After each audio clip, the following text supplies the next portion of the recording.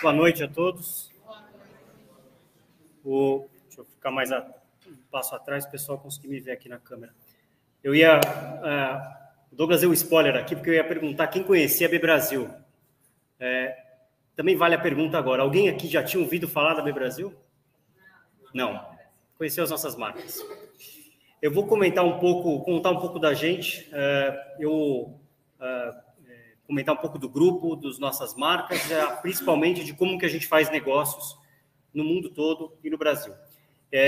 Meu nome é Danilo, eu entrei no grupo há 17 anos, quase 17, 16 anos de algo. Eu entrei exatamente por Ovo Maltini, fui o primeiro funcionário de Ovo Maltini no Brasil, para montar o negócio aqui, montar a operação. A marca já existia no Brasil há muito tempo, mas não tinha um time local. E aí meu trabalho naquele momento foi exatamente estruturar o negócio. Só que a empresa tem várias outras divisões no Brasil e a gente trabalhava lá 16 anos atrás de forma bastante independente. Ao longo dos anos, os negócios foram somando e criando uma série de sinergias. Eu vou contar um pouco dessa história para vocês, mas rapidamente entrar no tema de compliance, de ética nos negócios, e como que a gente realmente tira isso do papel e coloca no dia a dia da nossa equipe. Tá bom? Vamos lá. Juliane, passa para mim, por favor. É ali, né? Eu não passo aqui. Eu consigo aqui? Perfeito. Então, a gente faz parte de um grupo inglês chamado ABF. Tá certo aqui? Não está no modo...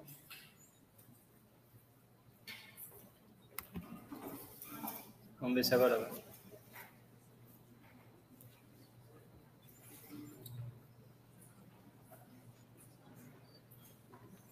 Está projetando, mas só está pequeno. Não sei se para o pessoal aqui talvez fique pequeno demais. A gente manda o material, gente. Sim? Não consegue ampliar? Bom, espero que vocês consigam ver. Eu tento ir lendo aqui também para vocês. Mas, enfim, a gente faz parte de um grupo inglês chamado Associated British Foods, ABF. É um grupo familiar, de uma família que está no negócio há 80 anos, já na terceira geração, mas que um negócio que se tornou muito grande ao longo dessas 8 décadas, foi adquirindo uma série de empresas. Hoje o negócio tem, no mundo todo, uma presença global, um faturamento de mais de 110 bilhões de reais, com dezenas de companhias, o capital aberto na Bolsa de Londres, são mais de 130 mil funcionários no mundo. A gente divide os negócios em 5 grandes divisões, eu vou comentar isso já. A gente tem operações, fabris e escritórios em mais de 50 países, comercializa os nossos produtos em mais de 100 e tem mais de 90 empresas dentro do portfólio. Perfeito. Por dentro do universo da BF, então a gente tem 5 grandes divisões de negócio. Tem uma divisão de alimentos. Então, dentro dessa divisão de alimentos, as marcas que provavelmente são as mais conhecidas por vocês são Ovo Maltini. Tem uma marca de granola que a gente trouxe para o Brasil há 2 anos, que é nova, chamada Jordans. A gente tem Mazola, tem uma série de marcas de pães, de molhos, de açúcar pelo mundo, não no Brasil, mas na Inglaterra, na Austrália, Estados Unidos, boa parte da Europa. Além da divisão de mercearia, que a gente chama de grocery, tem uma divisão de comercialização de açúcar. A gente tem grandes operações na África e na Europa. Tem uma divisão de agricultura, que inclui ingredientes para a indústria agrícola e também uma série de soluções enzimáticas. Uma 4ª divisão de ingredientes de panificação em especial. É aí que nasceu essa divisão chamada AB Mauri, nasceu da compra da Fleshman, fermento Fleshman, com uma empresa australiana de fermento também chamada Mauri, que se tornou um grande produtor de fermento e ingredientes de panificação e confeitaria no mundo todo.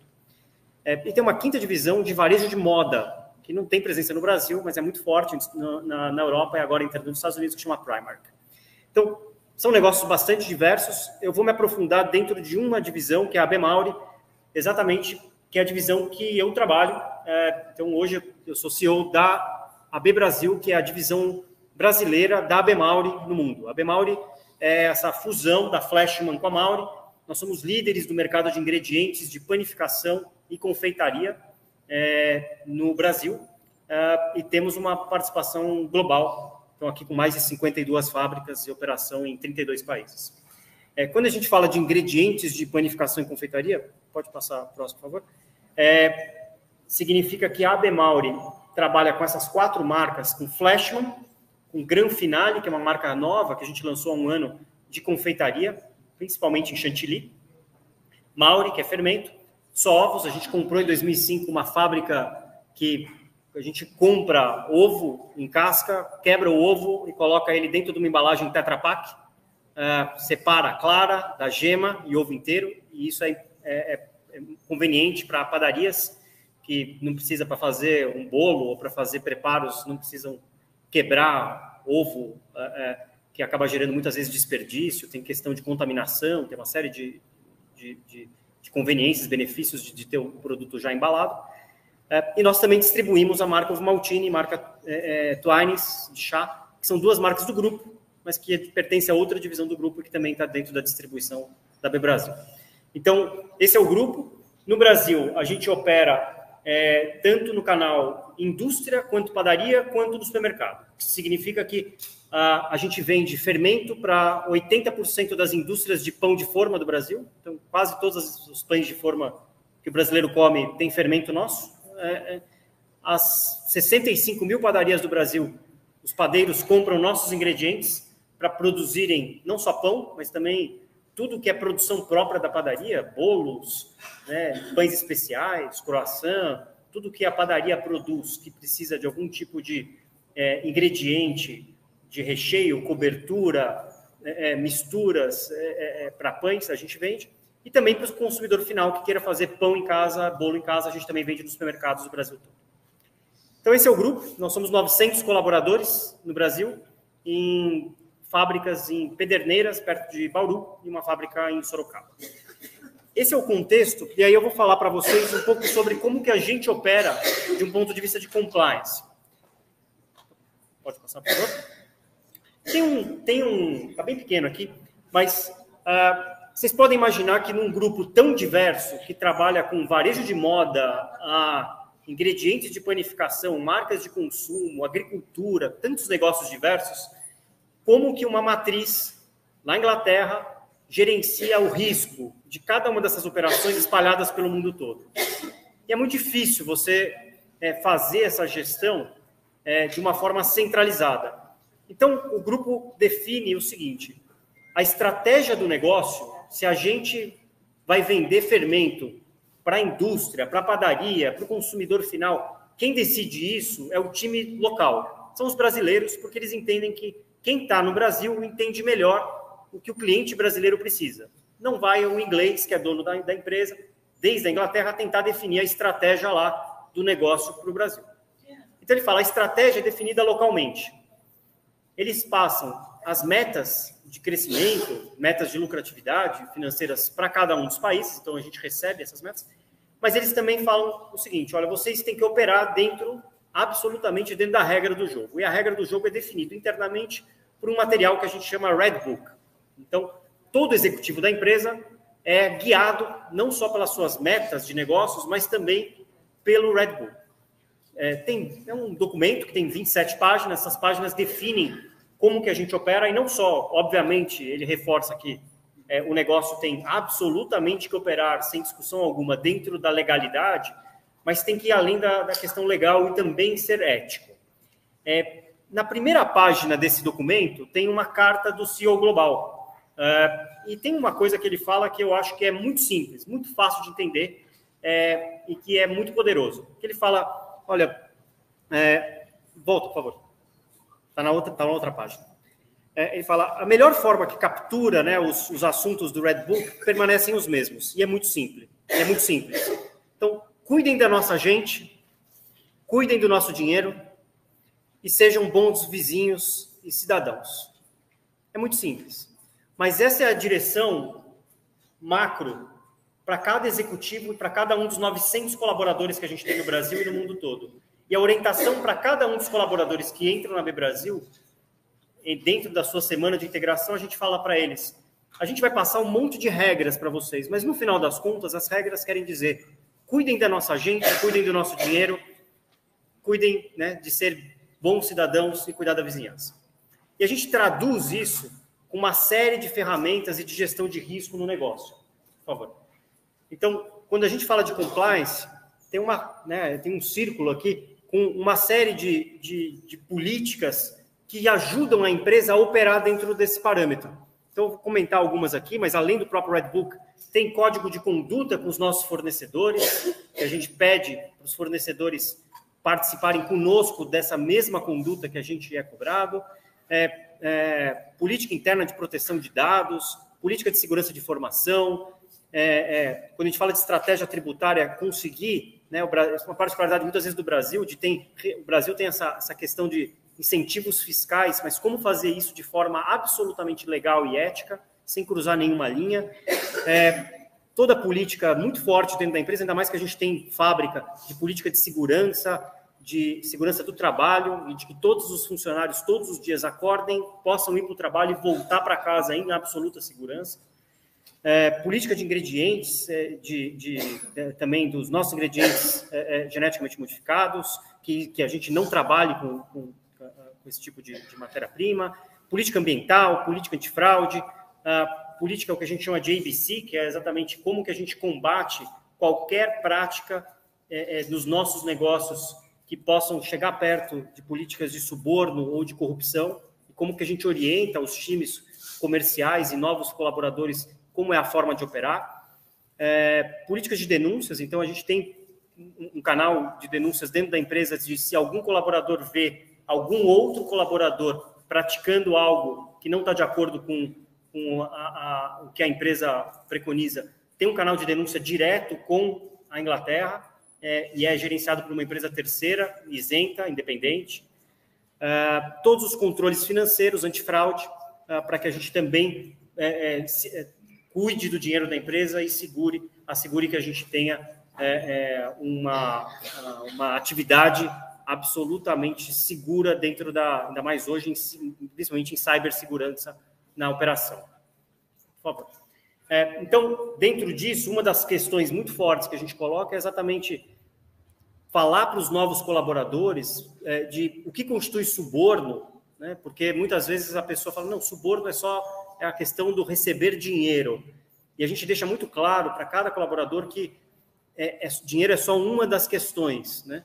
Qualquer tipo de pagamento de facilitação, qualquer tipo de hospitalidade ou entretenimento que está por trás disso, uma intenção de comprar uma atitude, comprar algum tipo de benefício para quem oferece, e aí tem uma série, não vou passar por todas, tem uma série de questões que a gente abrange, é bastante abrangente esse limite, e é muito importante que cada colaborador tenha ciência da onde a gente pode pisar. Para facilitar esse entendimento e não ser tão teórico, a gente faz alguns exercícios com o time, práticos, de simular algumas situações. Eu vou compartilhar algumas com vocês, não vou passar por um treinamento completo que a gente passa com os colaboradores, mas vou compartilhar algumas coisas que daí ficam mais práticas. Então, não vou passar aqui cada um dos pontos. A gente vê o tempo inteiro nos jornais, nas notícias, né? Então, aqui era uma da Secretaria da Fazenda, que demite fiscal que cobrou propina. A gente vê isso ainda acontecendo com frequência no Brasil, acho que menos, quero acreditar que menos, mas o Brasil é um país tido internacionalmente de alto risco em relação a questões de corrupção. Por favor, próximo. A gente vê também, além da questão de suborno, uma questão cada vez mais relevante no Brasil, que vem se sofisticando, ainda bem, em relações anticompetitivas. Então, como o mercado pode ser absolutamente igual entre os players do mercado, que eles consigam jogar com as mesmas regras, ou seja, que você não tenha um competidor no mercado agindo de maneira anticompetitiva. Eu também vou passar por alguns exemplos que mostram isso, e o CAD tem se sofisticado cada vez mais, é um papel importante do governo de criar agências reguladoras nesse sentido. Dentro dessa questão, a gente também orienta muito os times com relação ao que é cartel e acordo entre concorrentes, para que a gente não caia em nenhum tipo de mesmo que seja uma percepção por parte do mercado ou do governo de que a gente pratica uma dessas coisas, quer dizer, tem 5 etapas aqui que quer dizer, fixação de preço entre concorrentes, limitar ou gerir capacidade produtiva entre concorrentes, distribuir contratos sem licitação, para partilhar mercado por região ou clientes, ou trocar informações. Cada contato que eu tenho, ou qualquer colaborador nosso tem com qualquer concorrente nosso, porque acontece e é absolutamente normal, tem momentos no dia a dia que a gente está junto com os concorrentes. Estar com o concorrente não é um problema. Agora, qualquer contato que a gente tem, nós somos obrigados a reportar dentro de um sistema da empresa, dizendo, eu esse dia encontrei com fulano, falei de tal assunto, e aí tem um grupo lá na Inglaterra que analisa se está ok ou não está ok, e se eles querem mais detalhes ou não querem mais detalhes. Então, esse tipo de prática é fundamental para a gente garantir transparência. E transparência é uma questão crítica nesse processo todo. Por favor? Aí eu vou começar a dar alguns exemplos para não ficar muito teórico aqui. Esse é um caso que aconteceu anos atrás, faz bastante tempo. Como a gente trabalha no mercado de panificação, a gente monitora muito de perto, principalmente os casos do nosso setor. Esse é uma questão do cartel do pão. Então, a Secretaria de Direito Econômico fez uma investigação e a Polícia Federal descobriu que donos de padaria de Sobradinho, no Distrito Federal, estavam combinando entre eles a que preço devia ser vendido o pão francês em Sobradinho. E aí teve uma investigação, descobriram que era um cartel, que eles estavam combinando o preço, não tinha ética nenhuma nessa questão, e isso estava prejudicando o consumidor. Uma orientação muito clara que a gente passa para os nossos times é o que a gente... Se às vezes alguém está na dúvida do que a gente está fazendo, se tem algum impacto em ética ou não, pensa no caso de práticas anticompetitivas. Essa prática está ferindo de alguma forma o consumidor final? Ele está tendo todas as escolhas? Ele está tendo a capacidade plena de ter não só escolhas, mas também com livre preço? Então, pode passar. Esse caso do Sobradinho, eles fizeram não só, a questão foi, eles combinaram o preço, mas foi mais sofisticado. Eles combinaram, fizeram um cartaz e distribuíram entre eles. E aí as mesmas padarias usavam o mesmo cartaz, e ainda o cartaz ainda tinha um erro de português, que colocava o a partir tudo junto, então ficou muito fácil de descobrir que tinha sido a mesma fonte, né, que o cartel tinha feito o combinado. Então, esse tipo de prática que talvez, né, imagino que no Brasil, de antigamente, talvez fosse mais comum, absolutamente não permitido, não razoável, e a gente monitora de perto do nosso time para que a gente não chegue e nos coloque em nenhuma situação desse tipo. Próximo, por favor. E aí tem alguns exemplos, né? Eu falei que a gente vende chantilly, então a gente coloca esse tipo de exemplo para mostrar para o time como que se trabalha. Então imagina essa situação que um e-mail vem um distribuidor nosso, a gente trabalha com centenas de distribuidores de alimentos. Imagina que um distribuidor manda um e-mail para o nosso vendedor e fala: amigo, qual o preço do chantilly do outro distribuidor daqui da região? Eu sei que isso não é coisa de pedir, mas eu estou fazendo um levantamento. E às vezes pode vir um negócio desse. E aí, por favor, imagina se o vendedor responde da seguinte forma. Juliane, pode passar, por favor? Imagina o vendedor falar: o que você pede que eu não faço? Segue a última tabela. Essa tabela a gente sempre discute entre o distribuidor JL, o distribuidor Leste, e ele passa ali a tabela que a gente vende para um outro distribuidor. Você fala: mas que mal tem a gente passar para um distribuidor a informação? Tem tudo errado, porque eles podem, com isso, combinar preço ou praticar um preço que vai ferir práticas que não são competitivas. E quem sai perdendo? O consumidor final, que poderia ter ali um preço mais baixo para ele comprar e perde essa chance porque o mercado não está operando da sua forma correta. Um outro exemplo aqui que a gente costuma dar em treinamentos. Então, imagina, você recebe uma mensagem com um remetente anônimo que contém uma cópia da estratégia de vendas do seu maior concorrente. Caiu no colo. O seu maior concorrente tem a estratégia com você. O que você faz? E aí tem várias questões aqui. A gente fala: você responde o e-mail agradecendo e utiliza os dados que você recebeu. Não responde o e-mail, apaga imediatamente a mensagem, mas ainda assim utiliza os dados. Não responde o e-mail, manda essa mensagem para o seu superior e para o jurídico da BF, porém utiliza os dados, né, não responde o e-mail e remete imediatamente ao seu superior, sem utilizar os dados fornecidos, ou responde o e-mail, não utiliza os dados e não informa. Então, a gente passa exatamente para o time ficar ciente de qual é a melhor forma de operar. Parece óbvio de falar, poxa, eu não pedi, mas caiu aqui a estratégia do meu concorrente, tem o preço dele ali, vou fazer uso. E aí tem uma questão que não é só a questão jurídica, mas também a questão ética e a importância disso no dia a dia. Próximo, por favor. Acho que eu pulei uma, desculpa. Aqui. Então, aqui tem um outro exemplo. Então, você encontra um antigo amigo de faculdade na academia do clube que menciona ter sido contratado como diretor de vendas do concorrente. Aí vocês decidem almoçar. Isso, vou te falar que é bastante comum equipes de vendas encontrarem ex-colegas que estão num concorrente. Absolutamente normal. Quer dizer que você não pode falar com o seu amigo? Pode, não tem problema. Por isso que a gente faz o nosso reporte de contato de concorrente com a matriz, falando que a gente conversou com ele. Durante o almoço, o amigo começa a te fazer perguntas. E os preços que vocês estão praticando? Vocês estão abaixando o preço, né? O volume de vendas, quer saber, mas vocês estão com capacidade ociosa, a fábrica está investindo, quer saber uns dados mais sigilosos. Como agir nessa situação? Então, tem aqui, em nome da velha amizade, se apresenta alguns dados, educadamente menciona que não está autorizado a passar esse tipo de dado, muda de assunto, passa as informações ao chegar na empresa, relata o ocorrido, passa dados falsos, né? E aproveita para obter o mesmo tipo de informação dele, passa apenas as informações sobre produção e número de fornecedores. Então, a gente orienta os times para que é delicado, é um amigo, parece chato, pô, mas o cara é meu companheiro da vida toda. Tem uns casos, né? O sujeito é padrinho do meu casamento e também é meu concorrente agora, como eu faço? E a gente orienta muito claramente de separem as coisas. Uma coisa é uma coisa, outra coisa, porque tem implicações. E principalmente quando o mercado tem poucos concorrentes, torna a situação ainda mais crítica. Outro, por favor. Então, durante a reunião da Associação Brasileira de Panificação, com a presença de gerentes de diferentes fabricantes de fermentos. Então, esse é um caso de associação, né?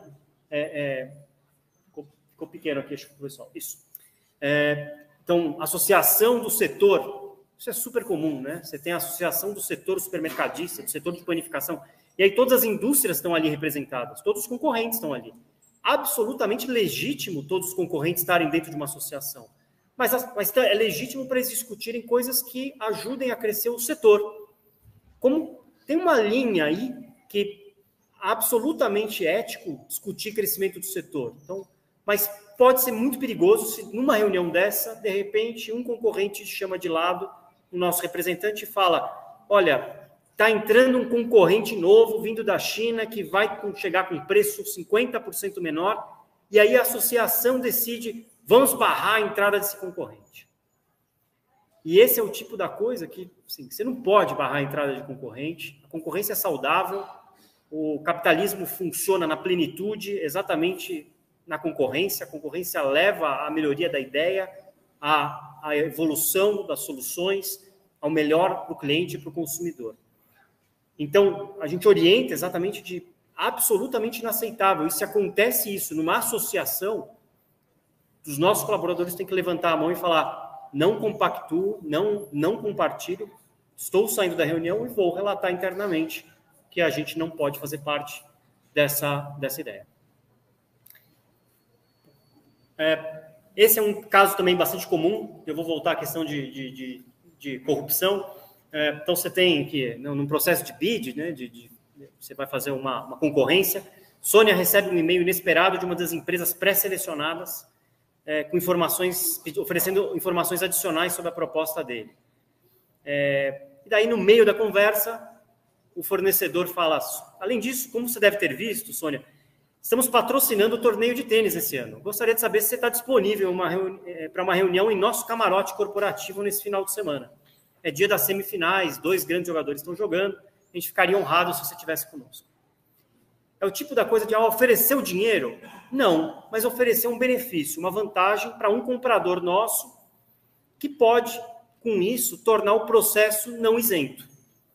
Né? E aí a gente orienta também muito claramente o time de compras que não pode aceitar, né? Então tem um limite da história. Né? Chega de final de ano, a gente recebe um monte de brindes. Uma caneta a gente aceita, se não for uma caneta Montblanc, tem que ser uma caneta Bic.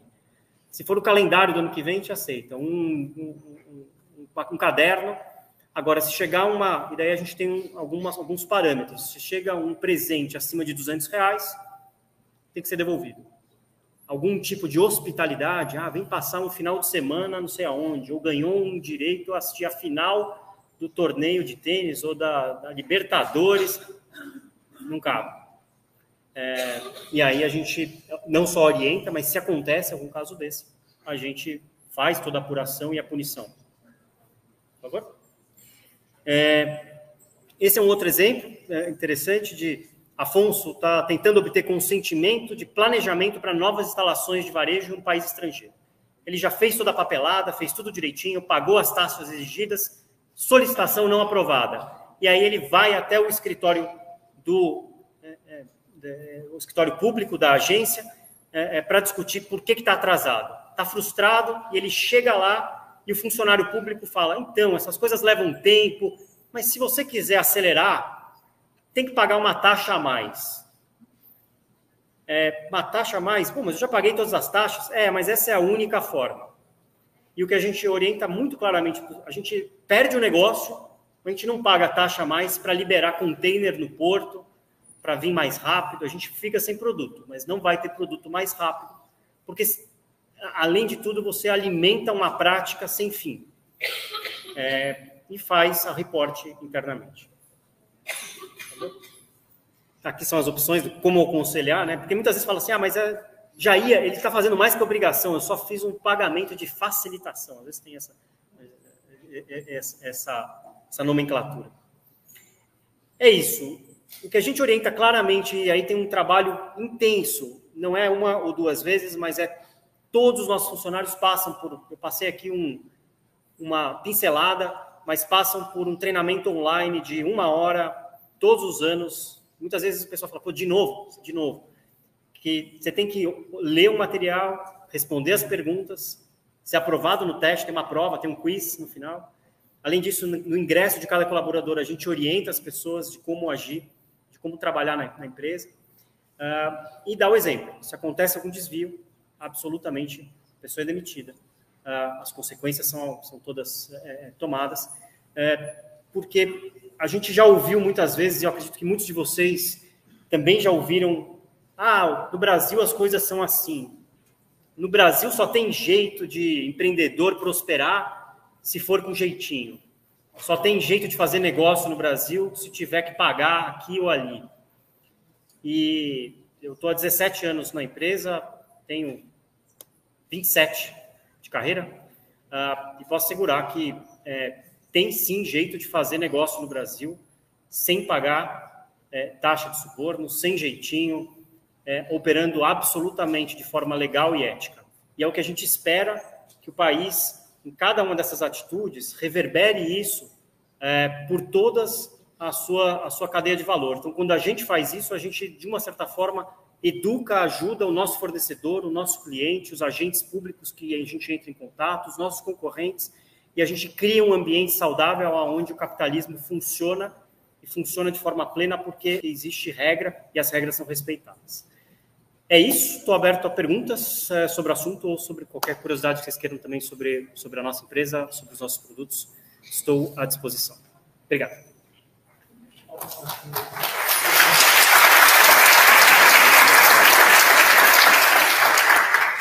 Essa semana eu vi uma chamada na internet que o empresário do Cianuang cedeu e buscou o governo na luta contra a Shopee. O que é antiético? Ele buscar o governo ou o governo ceder para ele? Porque ele não acha correta a concorrência da Shopee, porque ninguém bate o preço da Shopee, que a gente sabe. Mas o que é antiético? Ele buscar o governo uma solução particular dele ou o governo ceder? As questões concorrenciais, o governo tem agências regulatórias, né? O CAD tem se sofisticado exatamente para definir um ambiente competitivo. Se algum concorrente acha que a entrada de um outro concorrente ela está acontecendo de uma forma desleal, e pode acontecer que venha um concorrente e opere de uma forma desleal. Eu pago impostos, o meu concorrente não paga. Eu faço tudo dentro da lei, o meu concorrente trabalha com... hoje, né, infelizmente, a gente tem visto recente esses casos de escravidão no ambiente de trabalho. Mas existem... Então, é absolutamente legal alguém levantar a mão e falar: estou questionando porque eu não estou no mercado competitivo legal. Existem fóruns para isso. Eu não sei se esse caso, como foi feito. Não acho que a forma é pedir diretamente, provavelmente, para o presidente da República. Não sei se foi o caso, mas existem fóruns e agências reguladoras que, se funcionam plenamente, elas têm total capacidade de analisar o caso e ver se procede ou se não procede.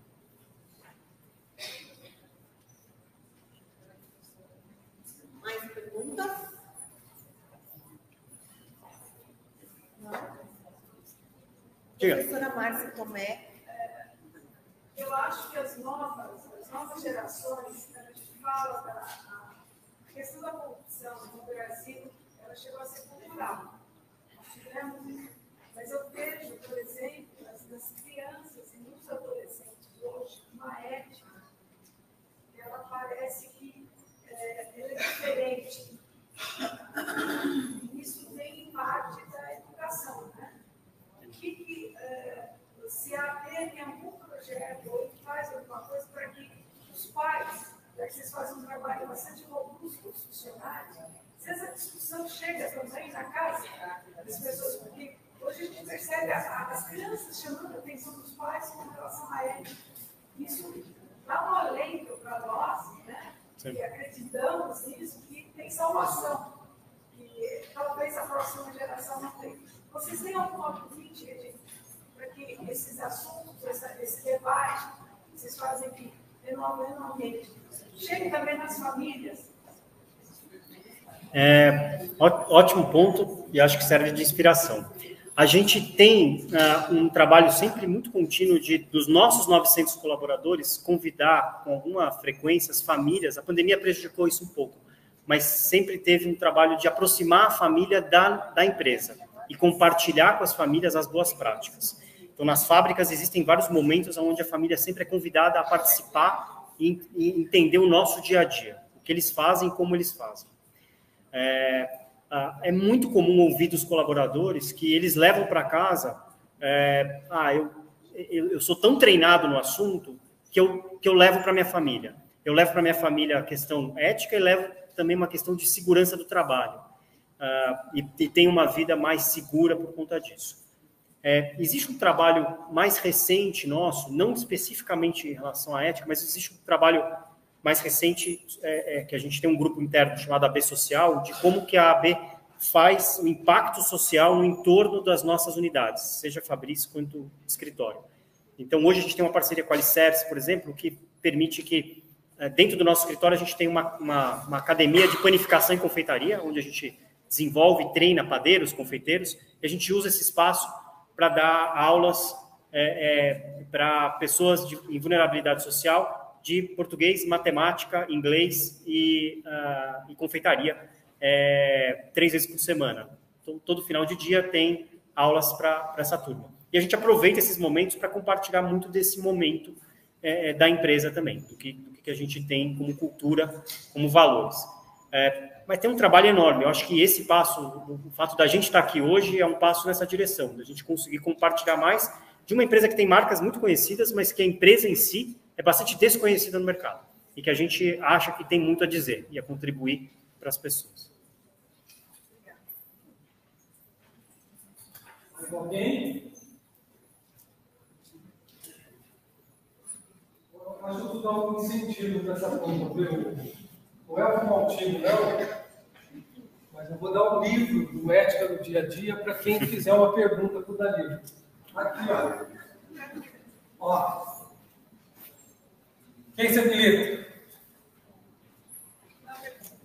Quem? Na verdade, eu queria saber assim, como vocês também têm a empresa, na verdade, verdade, ela é estrangeira e ela agregou aqui no Brasil. Como está a situação econômica hoje do governo? Vocês estão mais alinhados? Como está a situação? Qual é a visão deles do Brasil hoje em questão governamental? A gente está no Brasil desde 94. Nesse momento, a gente tem uma fábrica de fermento, chantilly, bolo, no interior de São Paulo, tem outra de ovos. Nesse momento, a gente está investindo 400 milhões de reais no Brasil entre ampliação da nossa fábrica de fermento e construção de uma estação de tratamento de efluentes que processa um dos efluentes da nossa fábrica de fermento, melaço de cana. Para produzir fermento, na verdade, é uma célula que você multiplica e essa célula ela come melaço de cana. Tem um resíduo. Na hora de jogar fora esse melaço, a gente processa ele, porque tem uma energia ali residual, e a gente usa essa energia para abastecer a própria fábrica, para ser circular. Tem 250 milhões de reais para fazer um investimento. Você não investe 400 milhões de reais no Brasil se você não acredita no país e não acredita no longo prazo. Então, normalmente, o Brasil é um país grande e relevante demais no mundo, principalmente em alimentos, para você olhar só para ciclos de 4 anos de cada governo. Então, os investimentos são feitos pensando em décadas. E eles têm que ser a prova de governo. Tem que ser numa crença de que o mercado vai ser competitivo, que vai ser ético, que tem regra do jogo estável e que tem percalços. Eles sabem disso. Mas é um grupo que também opera no mundo inteiro. Então, ele também divide esse risco, vamos dizer, colocando investimentos em vários países. Mas a gente é muito relevante e investe para o longo prazo, independente do governo. O momento tem uma preocupação nossa com relação ao poder aquisitivo da população, principalmente pós-pandemia e tudo mais, mas a gente se esforça para criar soluções para todos os públicos, e fazer investimentos por longo prazo. Bom.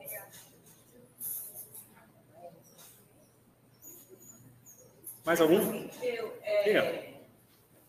Durante a pandemia, como vocês lidaram para manter os funcionários assalariados, não sei se foram presencial? Como foi a forma da empresa tratar os funcionários? E depois, agora, nesse retorno do presencial? Na verdade, durante a pandemia, a gente tem 3 grandes negócios, né? Vender indústria de pães, padarias e supermercados. Então, o brasileiro pode comer pão na padaria ou de forma, ou fazer em casa, e de alguma forma a gente vai ter um ingrediente nosso. E o que aconteceu durante a pandemia é que as pessoas passaram a comprar muito menos nas padarias. As padarias não chegaram a fechar, mas diminuiu muito a venda, porque as pessoas estavam dentro de casa, e elas iam para a padaria correndo para comprar alguma coisinha e voltavam, não compravam a mesma quantidade. As padarias sofreram, mas não sofreram tanto quanto outros negócios, como restaurantes ou hotéis e tal, que fecharam alguns as portas de vez. Os pães embalados, a indústria de pão aumentou a venda tremendamente, porque as pessoas estavam comprando mais para se abastecer. E nos supermercados, para fazer pão e bolo em casa, foi uma loucura, né? A gente, assim, antes da pandemia, a gente tinha 25% dos lares do Brasil faziam pão em casa, do zero. Pegava fermento, farinha e fazia o pão. Durante a pandemia, virou 80% dos lares resolveram fazer pão. A gente não teve fábrica para dar conta e nenhum concorrente no Brasil. Faltou fermento no Brasil, porque de uma hora para outra, sair de 25% para 80% das famílias fazendo pão, não tinha fermento para todo mundo. Então, a gente importou, tentou se virar. Então, na verdade, a gente não teve que dar férias ou demitir ninguém. Pelo contrário, a gente contratou. Aumentou o número de pessoas. Agora, ainda assim, foi um período altamente turbulento, porque você tinha matérias-primas já começando a faltar, muitos colaboradores, a demanda aumentou muito forte, mas a gente tinha constantemente 10%, 15% dos colaboradores que estavam pegando Covid e tinham que ficar em quarentena e não podiam trabalhar. A gente colocou em isolamento quem da empresa conseguia ficar em isolamento, mas tinha gente que não conseguia, porque precisava, quem está em linha de produção, na fábrica, ou logística, atendimento ao cliente, nem sempre. E daí entrou em cena uma série de... Então, a gente instalou túnel de ozônio nas fábricas para tentar reduzir contaminação, não sabia naquele momento se funcionava ou não, distribuição de máscaras, protocolos, afastar as pessoas, rodízio de funcionários, aumentou muito o número de ônibus à disposição para não ter concentração de gente. Então, teve uma série de ações que foram feitas e uma série de trabalhos também para ajudar os nossos distribuidores, que alguns distribuidores de padaria começaram a sofrer de não conseguir vender para a padaria o mesmo montante e tinha problema de capital. Então, como a gente conseguiu também estender prazo de pagamento para quem precisava, ajudar financeiramente clientes que estavam em dificuldade. Então, teve um pouco de tudo. Foi desafiador, mas a empresa... e na hora que terminou o isolamento, aqueles 80% de pessoas que faziam pão em casa desapareceram. As pessoas não tinham mais tempo para fazer pão em casa na mesma proporção. Ficou um residual, então 20% a mais cresceu o mercado, mas a gente teve que se adaptar rapidamente de sair daquele 80% para 30%, mais ou menos. E quanto esses funcionários que foi contratado durante a pandemia? Porque aumentou, teve um fluxo maior, né? Sim. Como vocês lidaram? O inteiro? A gente vem crescendo, então a empresa vem crescendo. Esse ano a gente deve crescer 30% versus o ano passado. Ano anterior a gente tinha crescido 20% versus o ano anterior. Então, como os negócios vêm crescendo, a gente consegue absorver essa mão de obra e crescer em todas as áreas, na área comercial, marketing, administrativo, financeiro, fábrica. Então, tem tido uma evolução natural dos negócios. Gerou. Tem uma pergunta no YouTube. Ah, claro. Se puder fazer uma pergunta, eu gostaria. Com relação aos índices de turnover ao longo dos anos, diminuiu para a empresa? E quanto aos funcionários, o posicionamento de trabalho dos colaboradores? Turnover da empresa. A gente tem um turnover bastante baixo. A gente tem muita gente com muito tempo de casa. Não é incomum a gente ter gente, a gente premia os funcionários com tempo de casa no ano. Como a gente comprou a Só Ovos, que é uma empresa de ovos, então tinha gente que entrou na Só Ovos antes da aquisição. E ali a gente tem gente com 35, 30 anos de empresa, 25 anos de empresa. Na própria Flashman também tem muita gente de 20, 25 anos na fábrica. E existe um trabalho intenso para a gente, principalmente também durante a pandemia e no pós, garantir saúde mental das pessoas. Então, tem um trabalho de fornecer desde serviço de ajuda psicológica para quem precisa. No escritório, a gente implementou a semana de trabalho termina na sexta-feira ao meio-dia. Então, a gente tem 4 dias e meio. As pessoas se organizam para isso, para conseguir ter tempo de descanso, de organização, para ter saúde mental. Então, o turnover, que já era baixo, com um foco todo em saúde mental, vem reduzindo. É claro que tem um turnover natural do negócio, que muitas vezes acontece vou falar o caso de fábrica, que você pode ter um pico sazonal de uma entrega de produto, que naquele período você contrata temporários para cobrir um período de mais volume intenso. Mas aí, se a gente consegue depois o temporário efetivar, a gente faz, senão ele é temporário mesmo e esse número reduz. Mas, no geral, a gente tem um número... Hoje, quando a gente olha em fábrica, um número super baixo, de 4%, 5% de turnover dentro do ciclo. Eu não consigo ver aqui. Se tem mais perguntas online, vocês me avisam.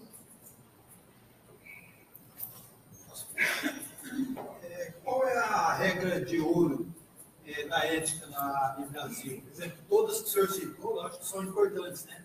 Mas existe alguma regra assim que vocês seguem que ela é essencial, que não pode deixar de faltar na empresa? Olha, difícil escolher uma, mas assim, a gente tem existe, porque você não consegue cobrir toda a questão ética com um item só, com uma questão só. Então, por isso que se montou todo esse sistema de políticas que foi sendo, e é até hoje, aprimorado ao longo dos anos. mas eu acho que talvez nada seja tão forte, representativo, e eu vou falar, pode parecer duro, mas é de quando acontece um evento, e se o evento é comprovado, e ele acontece um evento de fraude, um evento de corrupção, de ele ser claramente definido como uma demissão imediata. E é educativo. Então, não que aconteça sempre, mas aconteceram casos, e aí você manda um recado muito claro para a organização de que não está só no papel. Então, não tem regra de ouro mais, provavelmente, educativa do que quando você olha e fala... É muito simples. A gente fala para as pessoas, andem na linha. Não tem nada de grande, né? Voltando ao início, quando fala, cuidem da nossa gente, cuidem... Então, quando eu falo aqui na questão de compliance, tem também uma questão, por exemplo, de assédio moral. Então, absolutamente intolerantes a esse tipo de coisa. Se a gente tem algum líder que tem assédio moral com o seu grupo de funcionários, e a gente descobre e investiga, não tem segunda chance. A pessoa pode ter a melhor performance do mundo. Se foi um caso comprovado, não foi algo que às vezes acontece de ter alguma denúncia, mas era alguém que estava implicando com alguém, você não conseguiu comprovar. Tem questões que são delicadas. Mas acho que a questão de fazer o que você fala, pregar realmente, né, fazer o que é pregado, é fundamental.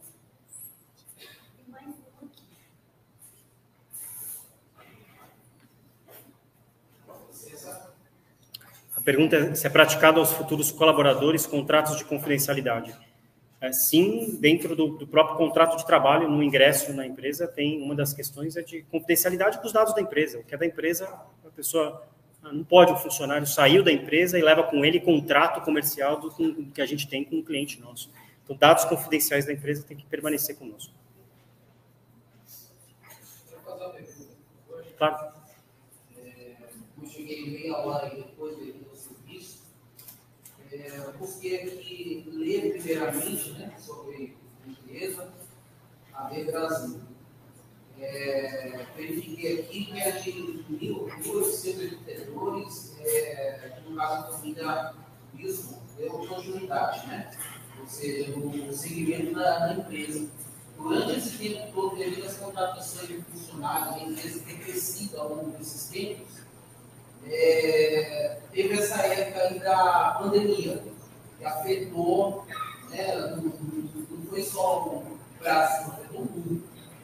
Eu quero saber como que vocês se comportaram, teve um direcionamento para poder manter a empresa, gerar lucros, preservar os funcionários, para evitar de mandar embora, enfim. Como que você foi curioso nessa parte?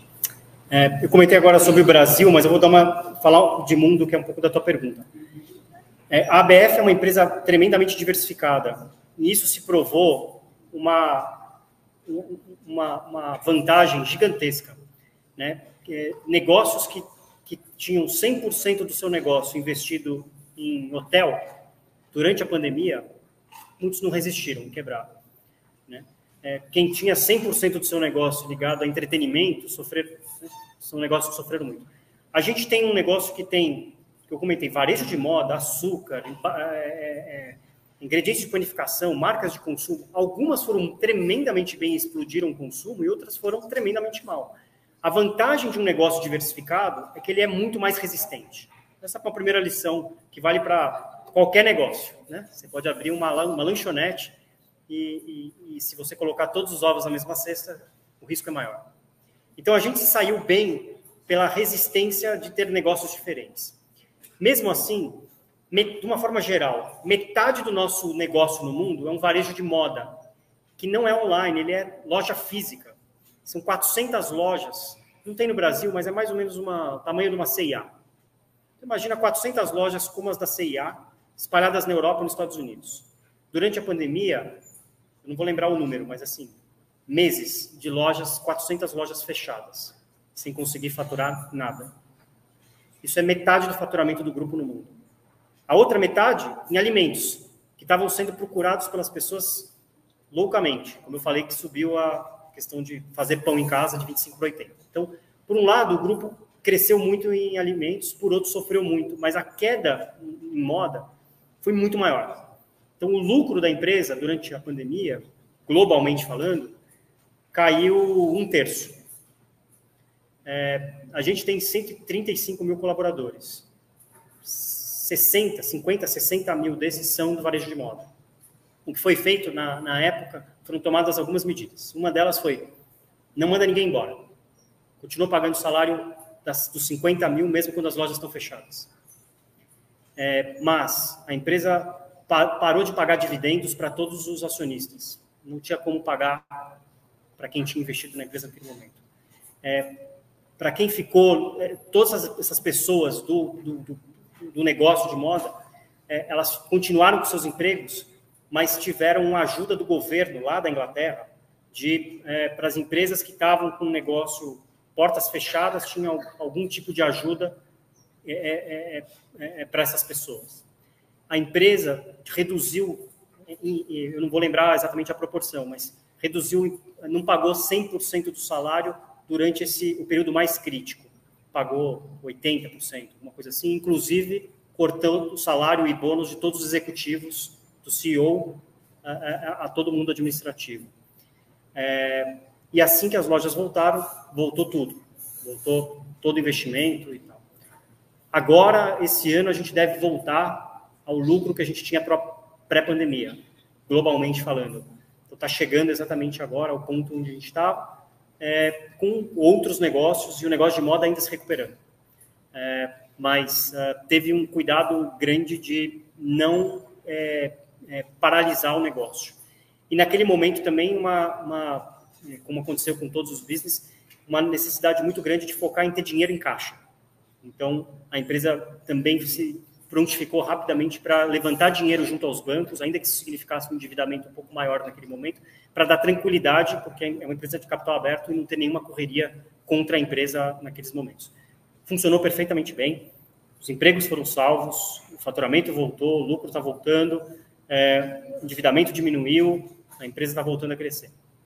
Então, resumindo tudo que o senhor falou, o equilíbrio maior que você conseguiu adquirir foi tirar dos acionistas, né, o lucro, no caso, os dividendos, né, para fortalecer os de renda. Foram várias ações, mas sim, a gente zerou o pagamento de dividendos naquele ano, passou a apoiar mais o negócio, e o negócio de alimentos, aí que eu te falo da diversificação, o negócio de alimentos ajudou também o negócio como um todo.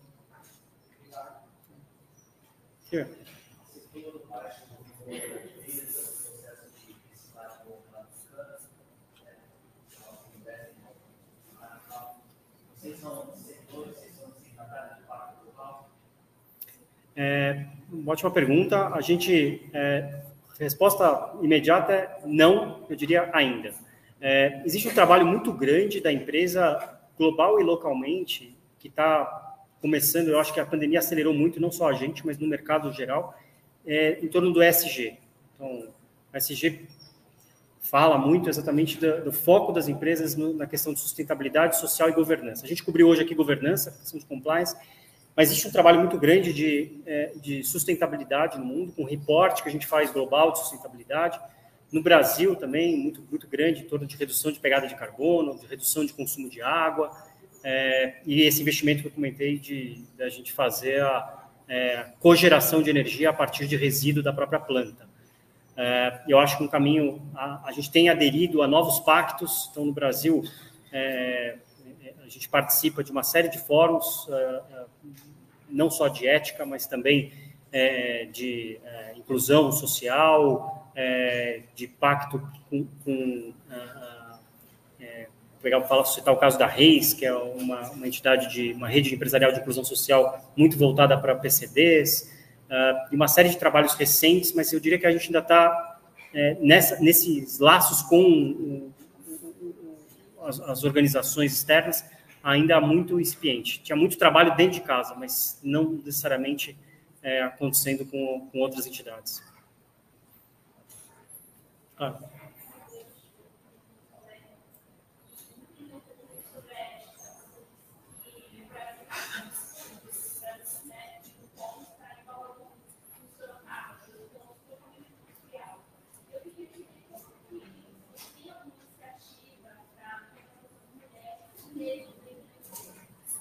Ótima pergunta. Isso é muito recente, mas tem sim. A gente tem uma política, e isso é de um ano para cá, de qualquer vaga que abre na empresa, a prioridade é preencher essa vaga com quem já está dentro da empresa. E aí não importa se é homem, mulher, se é negro, porque a gente entende que as oportunidades têm que primeiro ser para quem está aqui dentro. Não conseguindo preencher dentro, porque tem muitas vagas que a gente não consegue preencher por N motivos, essas vagas, quando são abertas externamente, elas têm que ser vagas de diversidade. E isso tem feito naturalmente que as vagas por exemplo, participação de mulheres tenha crescido tremendamente. Tem áreas dentro da empresa que já tem um equilíbrio entre homens e mulheres, mas tem áreas que, vou falar que a área comercial, que historicamente tinha em torno de 15% de mulheres, 85% de homens. Nos últimos 2 anos, a gente tirou de 15% para 27% de mulheres. O objetivo é chegar exatamente no equilíbrio. Não é que a gente precise chegar na vírgula no 50-50, pode ser 55 mulheres, pode ser, mas tem que ter oportunidades absolutamente iguais. E no momento em que a gente tem uma empresa que ainda é mais masculina em algumas áreas, a gente tem sim que fazer vagas afirmativas, permitindo que a gente tenha a entrada de mulheres ou de negros para trazer a diversidade e trazer um equilíbrio maior nas áreas. Então, isso é verdade para todas as minorias. Para trabalhar essa questão, a gente criou 5 pilares de diversidade dentro da empresa. Os pilares são preenchidos por voluntários, são 115 pessoas dentro da empresa que são voluntários e se reúnem quinzenalmente para trabalhar uma agenda em torno de etnia, de PCD, gerações, LGBTQIA+, e gênero. E cada um dos 5 tem um orçamento, tem metas, tem um plano de ação e um ritmo de trabalho como se fosse um plano de negócio. Eu não sei como está de horário. Tá bom. Mais alguém? Claro. Essa política toda é só para essa empresa ou vocês tentam colocar no funcionário para que ele aplique na sociedade de modo geral? Porque assim, uma empresa com um porte tão grande quanto essa, é simples dizer, nós perdemos o negócio, mas não abrimos mão da ética em pagar uma taxa a mais. Só que o pipoqueiro ali na esquina, se ele não pagar a taxa fiscal, ele vai perder o negócio. O negócio dele, muitas vezes, não é para sustentar uma empresa com 400 mil colaboradores, agora é para sustentar uma família de 4 pessoas. Porque, às vezes, é injusto. E o que falta no Brasil? Mais empresas que tenham esse incentivo para as pessoas, porque, assim, a empresa, ela pune quem não faz eticamente seu trabalho. Mas e na sociedade, como é que a gente vive? E o que é? Como que a gente combate? Porque assim, a gente vai em qualquer órgão, né? Eu passei por uma situação, bateram na minha moto, estourado lá. Eu precisava lacrar. Para lacrar, precisava fazer uma vistoria no Detran. A vistoria do Detran, na época, era R$110 a taxa, corria-se o risco de não ser aprovado. O cara falou, vai ali que dá R$50 para aquele cara que ele lacra a sua placa. Quer dizer, é muito difícil você falar, não, eu não vou aceitar. Eu preferia pagar o dobro, mas desde que eu tivesse certeza que eu ia conseguir passar na vistoria. Então, assim, como que a gente age nesse lugar? Eu aceito e denuncio, eu não aceito, com o risco de ser uma boba, porque, assim, eu corri o risco de não ter o que o Detran exigia, que era uma placa lacrada. Então, assim, é muito difícil. O que falta? Porque no Brasil, a gente sabe, cria-se a dificuldade para vender a facilidade. E como agir nesse lugar, assim, nessa sociedade tão comum que a gente vive? Porque na época, não adianta falar, eu não sou, o outro não é. Todo mundo tem um pinguinho de corrupção muitas vezes. E como a gente agir, denuncia ou não denuncia? Para quem denuncia? Porque se a gente fala, sabe que você não denuncia o policial, denuncia o policial para quem? Para a polícia? Não vai resolver o meu problema. Então, às vezes, eu crio um problema maior para mim, porque eu quero ser ética, só que, principalmente os órgãos públicos, eles não estão preparados. Então, assim, uma empresa privada é muito mais fácil ela conseguir impor regras, porque ela tem uma punição do que outros lugares. É isso. Os exemplos que você trouxe podem trazer alguns dilemas pessoais, né? Você trazendo uma questão que não é só da empresa, mas do indivíduo. E aí, o que eu trouxe nesses exemplos que eu coloquei para vocês, é que o que a gente passa para os nossos colaboradores é exatamente que eles não aceitem nenhum tipo de, não façam nenhum tipo de pagamento de facilitação, nenhum tipo de suborno, não só, obviamente, não só em nome da empresa, mas que eles tenham isso incorporados como cidadão. Que eles entendam que a gente muda um país a partir de cada ação individual. Pode parecer um pouco inútil, você fala assim, mas vai ser uma gota no oceano. Talvez, mas se ela não começar, a gente não muda a foto total. Então, eu acho que talvez o Brasil demore décadas para mudar completamente. Mas a gente é mais exceção do que regra no mundo. Existe corrupção no mundo inteiro? Existe. O nível de corrupção aqui é maior do que a média. E tem como mudar. Países fizeram isso. E as empresas têm que tomar a iniciativa de fazer primeiro. Porque elas têm mais poder, porque elas têm mais impacto. Então, um trabalho enorme nosso, se a gente é uma empresa com o tamanho que com quase 1.000 famílias como colaboradores, que isso reverbera, e fornecedores, e a atuação global, um dos meus trabalhos primordiais é usar esse impacto que a AB Brasil tem para mudar o entorno. Isso acontece pessoa a pessoa.